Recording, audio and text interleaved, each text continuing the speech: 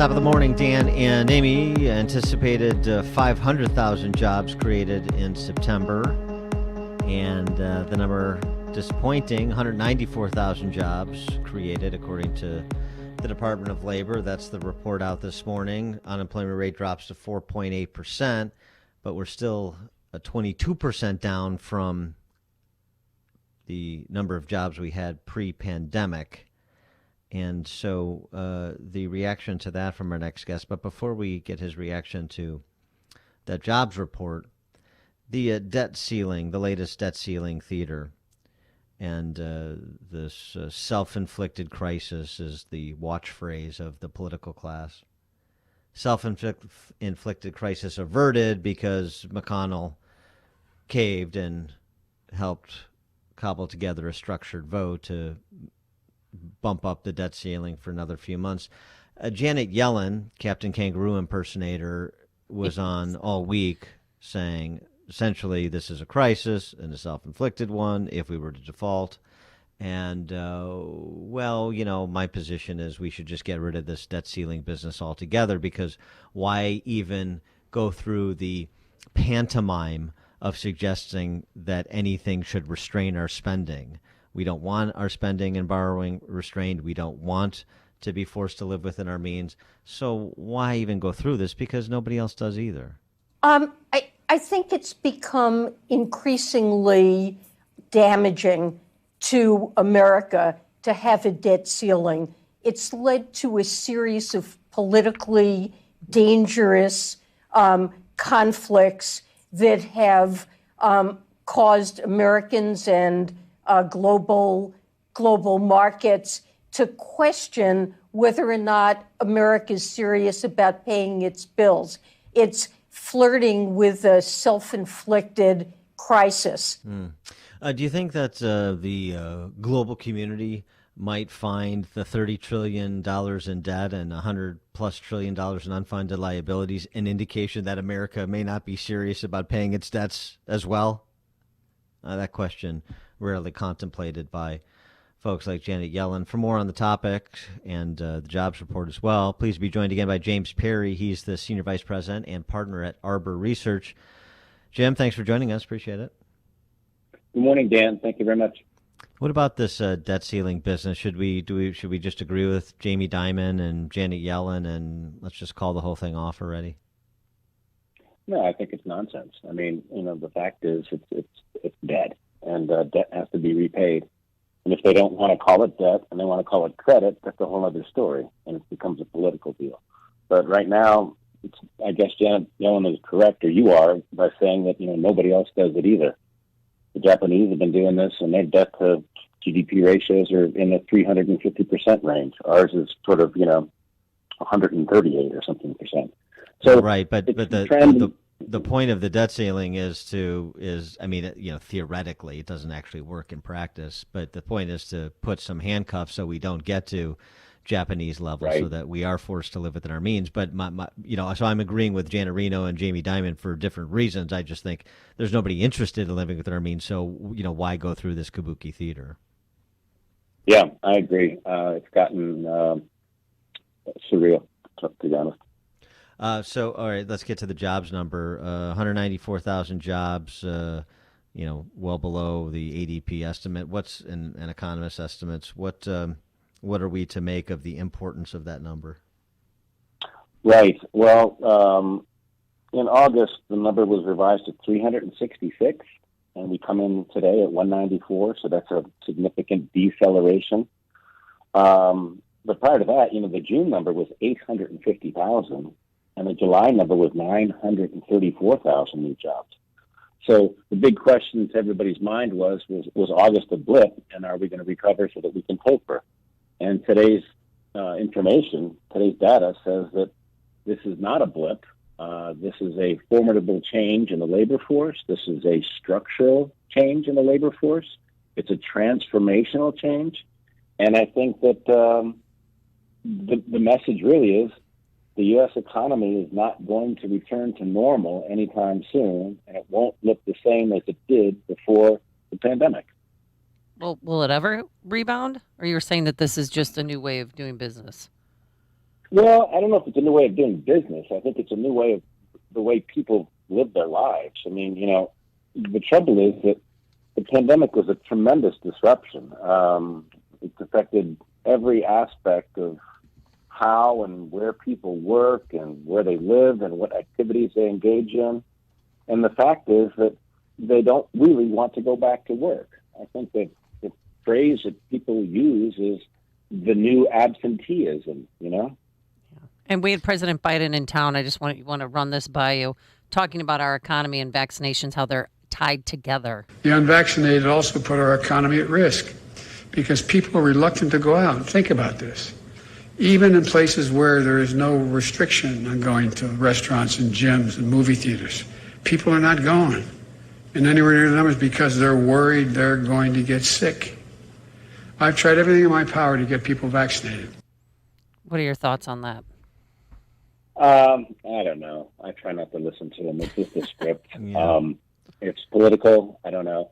What I would say is that, I'm looking at this non-farm payroll number, and I broke it down in a lot of different varieties. But the fact is that the number one loss of jobs in this last month, in September, was 123,000 government employees, right?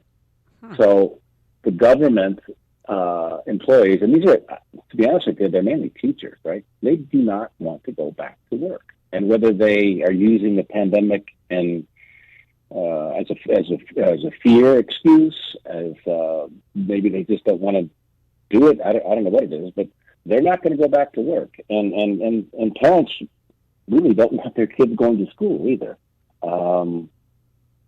I think the stay-at-home, Dan, we talked about this the last time I was on. There was a poll in the New York Times that polled New York City households with children, and 25% of them said they're going to homeschool their kids.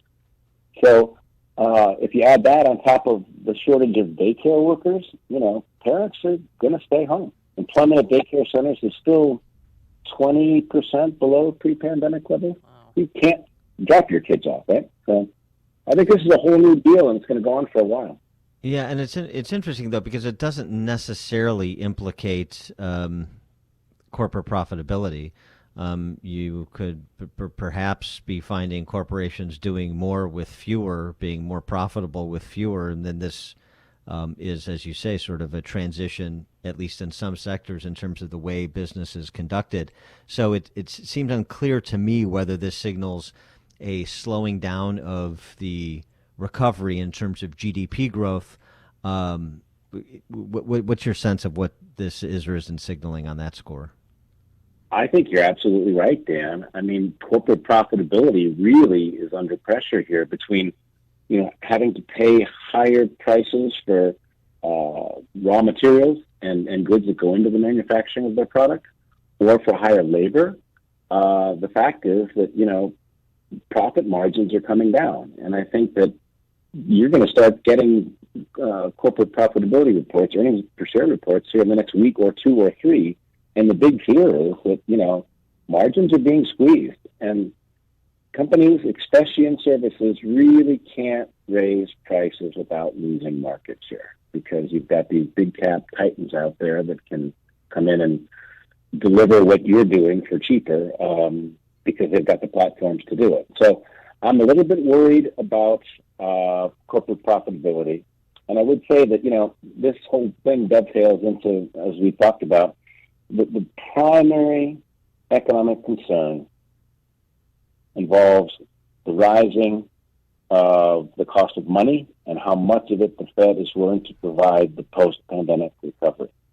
And the fact is, we just don't know how strong the recovery is right now. We had a huge hit in 2020, huge recovery in 2021, and now it looks like economic activity is going to be shorter, smaller, weaker than where we were pre-pandemic. And I'm talking about 5 to 10 million jobs short, with an output gap in GDP of at least 1 or 2%. Well, and then against that backdrop, if that's what comes to pass and that's sustained, you have both the Fed and the European Central Bank moving in the direction of tapering, getting out of the business of essentially propping up the markets. So then are we looking at like a Q1, Q2 that could raise the specter of the Carterism stagflation?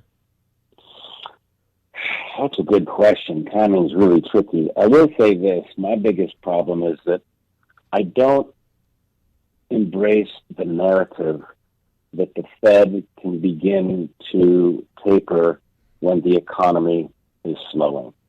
And the Fed's forecast for GDP and inflation by Q1 next year is substantially lower than it is now. GDP, they're talking about 2.5 or 3%, and inflation, they're talking about 2% in 6 to 9 months. So how do you raise rates when they know that the economy is going to slow down? I think Powell was kind of nudged into talking about transitory versus permanent price increases, especially with this energy crisis that's going on in China and Europe. But I'm not sure he really believes it. Every trader on the planet recognizes that prices are going up.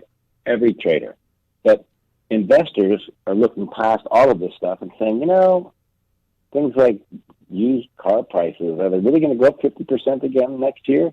I don't think so. Are semiconductor prices really going to go up 30% or 40% again next year? I don't think so. So investors look at things differently than traders, and all the trader talk you hear on TV is what makes the news. But investors are looking past this and thinking that things are going to slow down a little bit. So, So a contraindicator this week, because in addition to supply of labor being an issue, supply of goods is a big issue, and so and all the talk last week about the bottleneck of cargo ships in Long Beach, but we saw the price of a 40-foot shipping container come down dramatically. Does that indicate that some supply chain issues are being worked out and that goods are flowing more freely? I think so. I mean, the biggest problem, I would say the weakest link in the supply chain is humans, right? I mean, there's this thing called the bullwhip effect, and what that means basically is, somebody puts in one large order unexpectedly, and he sets off a wave of panic buying and inventory building. And the effects multiply along the supply chain all the way back to the factory. And that has happened. And, container ships cost $1,500 to rent, 2 years ago, and they went up to 15,000. And all of a sudden, that 15,000 number is down to 8, right? So I think, and, you look at a lot of commodities that are really sort of indicators of economic growth, things like lumber and copper. They went up, and they're down as much as they went up, and it took about 4 months to do it. And the only reason steel and aluminum aren't doing that is because the Chinese don't have enough energy to make the stuff, right? So there's a shortage. But everything else is going down, except oil. And oil and energy. Coal and oil, I don't understand. I think people are going to need it a lot longer through the winter, and that's a problem. So I just don't know. I think it's a slowdown story rather than an inflation story. Slowdown story rather than inflation story. Okay. He is Jim Perry, Senior Vice President and partner at Arbor Research. Jim, thanks as always. Appreciate it. Thanks, Dan. Pleasure to be here. Thank you. And he joined us on our turnkey.pro answer line. There's only one radio show in Chicago talking about today's biggest stories and telling you what they really mean. That show is this one, Chicago's Morning Answer on AM 560, The Answer. Signature Bank is Chicago's fastest growing independently owned business bank. It's a bank where relationships still matter. Signature Bank knows your name and your story. I'm Dan Proft, and I know this because Signature Bank is my business bank. Hi, I'm Rick Blavelone, second-generation owner and CEO of Marketing Innovators and a customer of Signature Bank. Our family-run company was founded on the belief that connecting to people on a human level is the best way to build a great business. And when we were looking for a new bank, we didn't have to look far. We shared an office building with Signature Bank in Rosemont and quickly saw that they were truly locally owned and operated. That's why we partnered with Signature. And that relationship makes every business decision better and every communication clearer. Marketing Innovators looks forward to a long-lasting relationship with Signature Bank. Signature Bank is looking for their next success story. To learn more about turning your business vision into reality, visit signaturebank.bank. Signature Bank, helping local businesses succeed. Member FDIC, Equal Housing Lender. All right, the founder and creator of MyPillow, Michael Lindell, has a passion to help everyone get the best sleep of their life, and he didn't stop by simply creating the best pillow. He created the Giza Dream bed sheets. They look and feel great, which means an even